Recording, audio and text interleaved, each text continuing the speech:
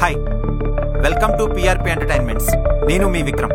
ఇప్పటి వరకు ఈ ఛానల్లో ఎంతో మంది సెలబ్రిటీస్ని అండ్ సోషల్ మీడియా ఇన్ఫ్లుయెన్సర్స్ని ఇంటర్వ్యూ చేయడం చూసుంటారు. కానీ మొట్టమొదటిసారి వీటన్నిటికీ విభిన్నంగా కొత్తగా ఒక స్పెషల్ గెస్ట్తో మీ ముందుకొచ్చాను. రియల్ లైఫ్లో జరిగిన క్రైమ్స్ని మనతో షేర్ చేసుకోవడానికి మన ముందుకొచ్చారు. He's the most senior investigation officer mister Gauri Prasad గారు. ఆయన మాటల్లోనే మనకి తెలియని ఎన్నో విషయాల గురించి తెలుసుకుందాం. Let's start. సార్, ఇప్పుడున్న డిపార్ట్మెంట్లో మీకు మాత్రమే 100% సక్సెస్ రేట్ ఉంది. అండ్ అలాగే మీకంటే సీనియర్స్ చాలా మంది సాల్వ్ చేయలేని కేసెస్ కూడా మీరు చాలా ఈజీగా సాల్వ్ చేసేసారు. అది ఎలా సార్? అందరికీ తెలిసింది నా సక్సెస్ రేట్ మాత్రమే. కానీ నేను ఇన్వెస్టిగేషన్ చేసి సాల్వ్ చేయలేని కేసు ఒకటుంది. ఆ ఒక్క కేసు సాల్వ్ చేసుంటే మీరనుకున్నట్టు నా సక్సెస్ రేట్ కూడా 100% అనుకునేవాణ్ణి. సార్, ఎంతోమంది సీనియర్ సాల్వ్ చేయలేని కేసెస్ని డీల్ చేసిన మీరు ఆ ఒక్క కేసు ఎందుకు సాల్వ్ చేయలేకపోయారు సార్? అది నాకు చాలా పర్సనల్గా కనెక్ట్ అయిన కేసు. యాక్చువల్గా ఆ కేసు నాకు అపాయింట్ చేసింది కాదు. ఆ కేసు కొంచెం కాంప్లికేటెడ్గా ఉండడం వల్ల లాస్ట్ మినిట్లో జడ్జి గారు నన్ను అపాయింట్ చేశారు. ఆ కేసులో విక్టిమ్తో నిజం చెప్పించమని ఓన్లీ 2 hours ఇంట్రాగేషన్ టైం ఇచ్చారు. బట్ ఆ కేసు నాకు పర్సనల్గా కనెక్ట్ అవుతుంది అనుకోలేదు. Order order order. ఈ కేసు యొక్క పూర్వాపరాలు పరిశీలించిన మీదట హత్య చేసింది తనే అని నిరూపించలేకపోవడంతో తదుపరి విచారణ నిమిత్తమై ఇంకొక 2 గంటలు మాత్రమే ఇంటరాగేషన్ చేయడానికి కోర్టు వారు అనుమతించడం జరిగినది. ఈ 2 గంటల సమయంలో సరైన ఆధారాలు చూపించలేకపోతే నిందితుడైన రఘుని నిర్దోషిగా తీర్పు ఇవ్వడం జరుగుతుంది. The court is అడ్జర్న్డ్.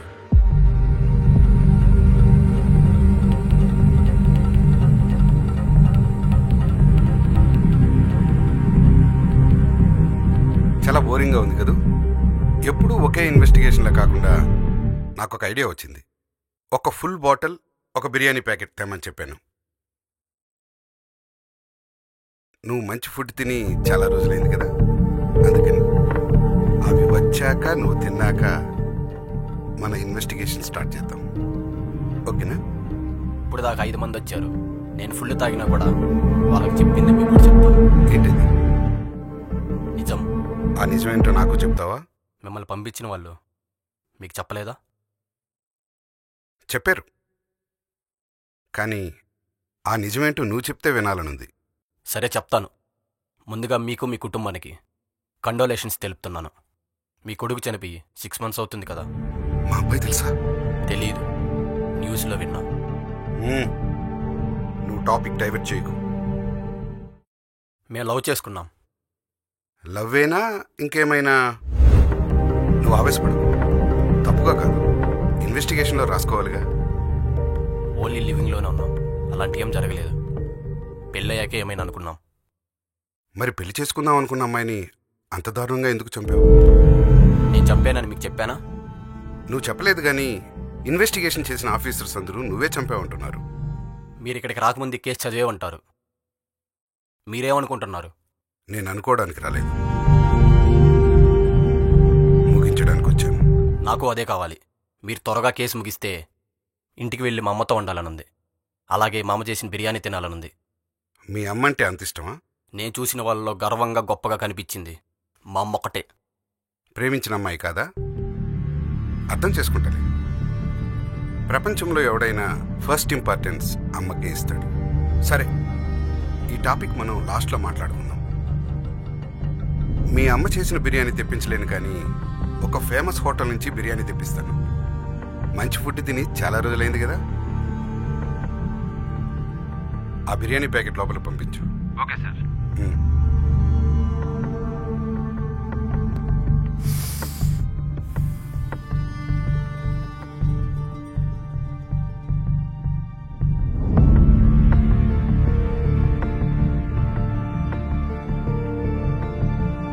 ఆ కోడి చచ్చే ఉంది, మెల్లగా తిను, ఎక్కడికి పోదు. తిన్నాక నువ్వు చంపావో లేదో నేను తెలుస్తాను.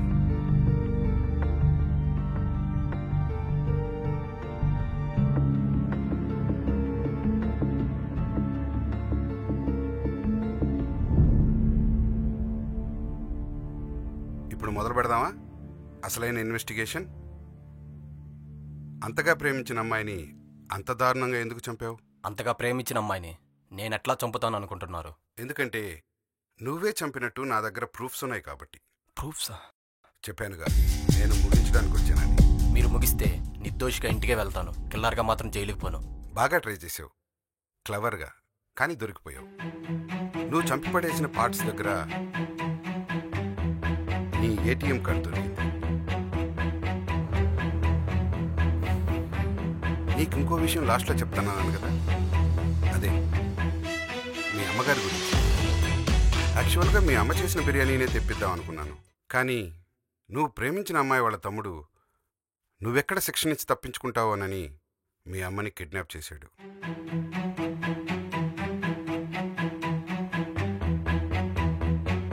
నిన్ను వదిలేస్తే మీ అమ్మని చంపేస్తానంటున్నాడు. లేదు, మీరు నన్ను ఈ కేసులు ఇరికించడానికే చూస్తున్నారు. నాకు తెలుసు నువ్వు నమ్మవని. చూపిస్తే నమ్ముతావా?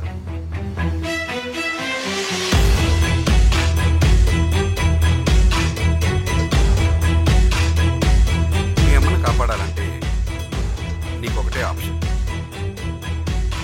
నువ్వు నిజం చెప్పడం. అసలు ఏం జరిగిందో నిజం చెప్పేస్తాను సార్.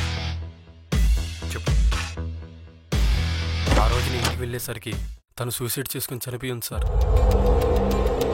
తనని అలా చూసేసరికి ఏం చేయాలో అర్థం కాలేదు. ఫ్రెండ్కి ఫోన్ చేస్తే కాల్ కనెక్ట్ అవ్వలేదు. భయంతో అక్కడి నుండి వెళ్ళిపోయాను సార్. అది సార్ జరిగింది. నేను అక్కడి నుండి భయంతో వెళ్ళిపోయేటప్పుడు నా వ్యాలెట్ అక్కడ పడిపోయింది సార్.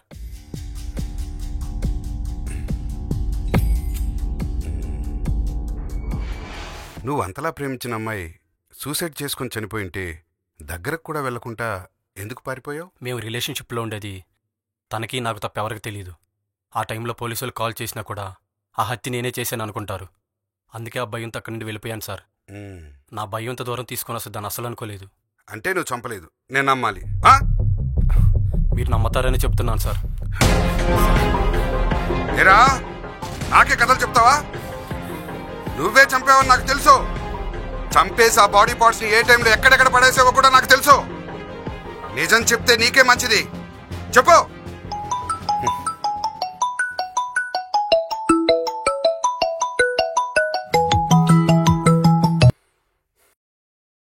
హలో సార్, మీకు ఇచ్చిన 2 hours టైం అయిపోయింది సార్. జడ్జి గారు పిలుస్తున్నారు. షట్.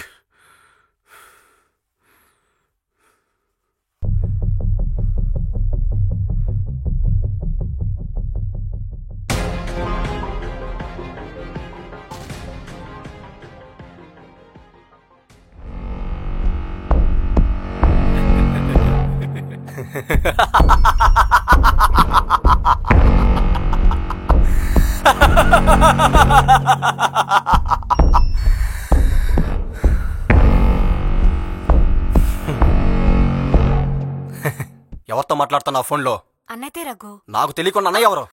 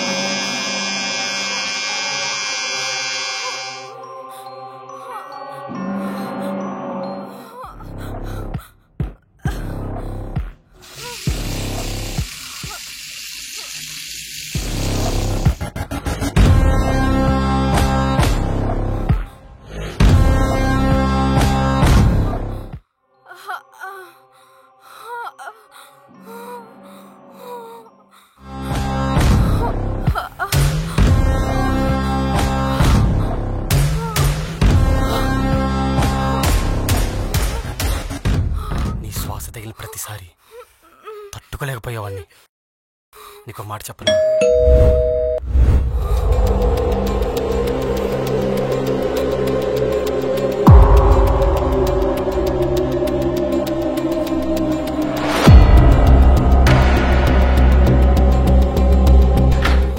Order sir. సరే పో.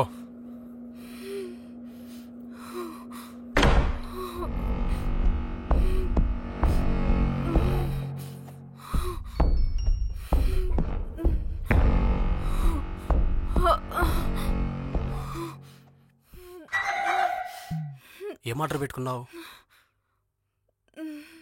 ఓ బర్గరా, నువ్వు తినలేవు కదా, నేను తినిపిస్తాను.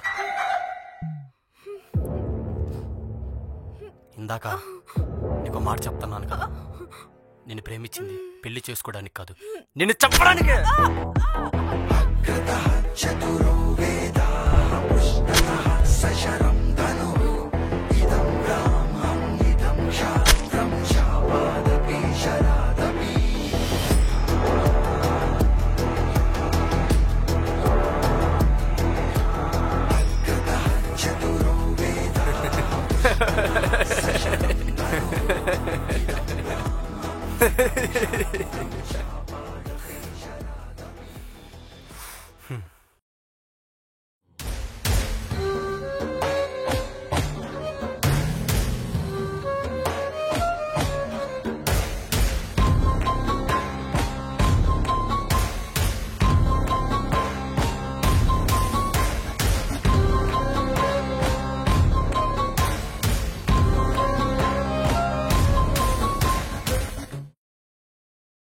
హత్య చేసింది వాడే అని తెలిసినా 2 అవర్స్లో నిరూపించలేకపోయాను.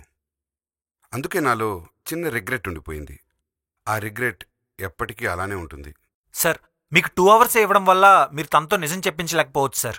కానీ ఫుల్గా మీకు ఆ కేసు కనుక హ్యాండ్ ఓవర్ చేసి ఉంటే మీరు ఆ కేసుని ఈజీగా సాల్వ్ చేసేవాళ్ళు. 2 అవర్స్ టైం ఇచ్చారు కాబట్టి మంచిదైంది. ఫుల్ కేసు నాకు అలాట్ చేసుంటే నేను నిరూపించలేకపోయేవాడిని. అప్పుడు ఇప్పుడున్న చిన్న రిగ్రెట్ కాస్త ఇంకా ఎక్కువగా అయ్యుండేది. సార్, మీరు కేసుకి ముందు ఒక మాట అన్నారు, ఈ కేసు నాకు పర్సనల్గా కనెక్ట్ అయిందని. ఈ కేసు పర్సనల్గా కనెక్ట్ అవ్వడం వల్ల మీలో రిగ్రెట్ అనే ఫీలింగ్ ఎక్కువ ఉందేమో. అసలు ఆ కేసుకి మీకు సంబంధం ఏంటి సార్? మీకెందుకు అంత పర్సనల్గా కనెక్ట్ అయింది? నాకది ఎవరికి చెప్పాలని లేదు, చెప్పుకోవాలని లేదు. సార్, అలా కాదు సార్. ఈ ఇంటర్వ్యూ చూసే వాళ్ళకి డౌట్ రావచ్చు కదా, ప్లీజ్ చెప్పండి సార్. ఓకే సార్, మీకు దాని గురించి ఎక్కువ మాట్లాడడం ఇష్టం లేదు కాబట్టి ఇక నేను కూడా దాని గురించి ఎక్కువ అడగను. ఇక ఈ క్వశ్చన్ స్కిప్ చేసేద్దాం సార్.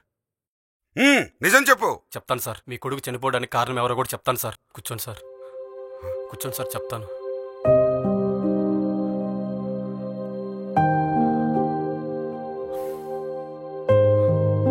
దివ్య సార్, అదే నేను చంపిన అమ్మాయి. మీ అబ్బాయి ఊరేసుకొని చావడానికి, మా అన్నయ్య చావడానికి కూడా తనే కారణం సార్. ఇలా ఎంతోమంది చావడానికి కూడా తనే కారణం సార్.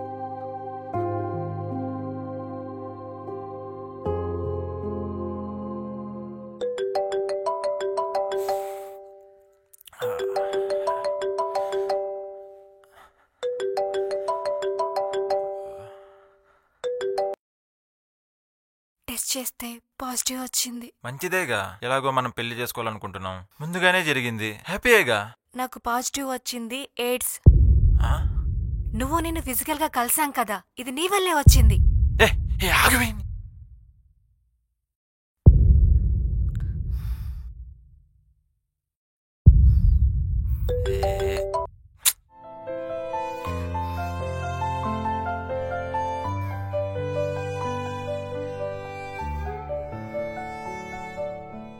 ఎయిడ్స్ వాడి వల్లే వచ్చిందని తను ఒక డిసిషన్ తీసుకునింది సార్. ప్రేమ పేరుతో ప్రతి ఒక్కరికి దగ్గరై తన బాడీలో ఉన్న 4 అక్షరాల ఎయిడ్స్ని ప్రతి ఒక్కరికి రావాలనేది తన స్వార్థంతో కూడిన సంతోషం. దివ్య, నాకు హెచ్ఐవి పాజిటివ్ వచ్చింది దివ్య. నాకేం చేయాలో అర్థం కావట్లేదు దివ్య. నాకు చాలా భయంగా ఉంది. ఎందుకని మంచిది ఒకసారి నువ్వు కూడా టెస్ట్ చేయించుకో దివ్య. వచ్చిందా? ఈ న్యూస్ కోసమే వెయిట్ చేస్తున్నా. నాకు ఆల్రెడీ హెచ్ఐవి ఉంది. నాకెందుకు చెప్పలేదు దివ్య? చెప్తే నువ్వు నాతో ఫిజికల్ గా కలవు కదా, అందుకే చెప్పలేదు. అంటే ఇదంతా నువ్వు కావాలని చేసావా? అవును. సర్లే, నీతో నాకు పని అయిపోయింది గాని ఉంటా. Bye, take care. Divya Divya దివ్య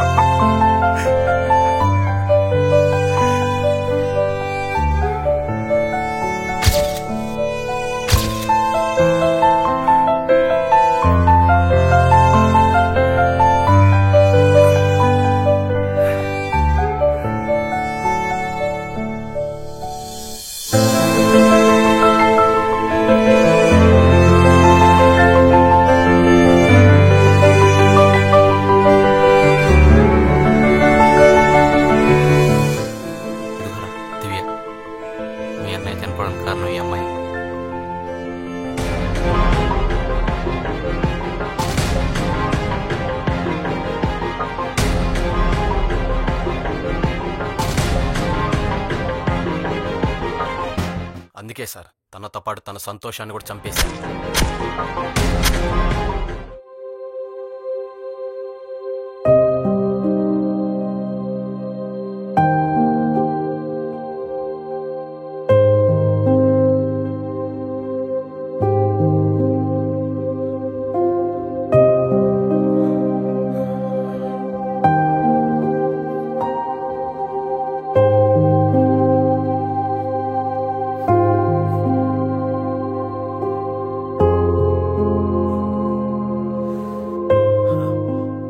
ఓకే వ్యూయర్స్, ఈ కేసు దేవుందిలే.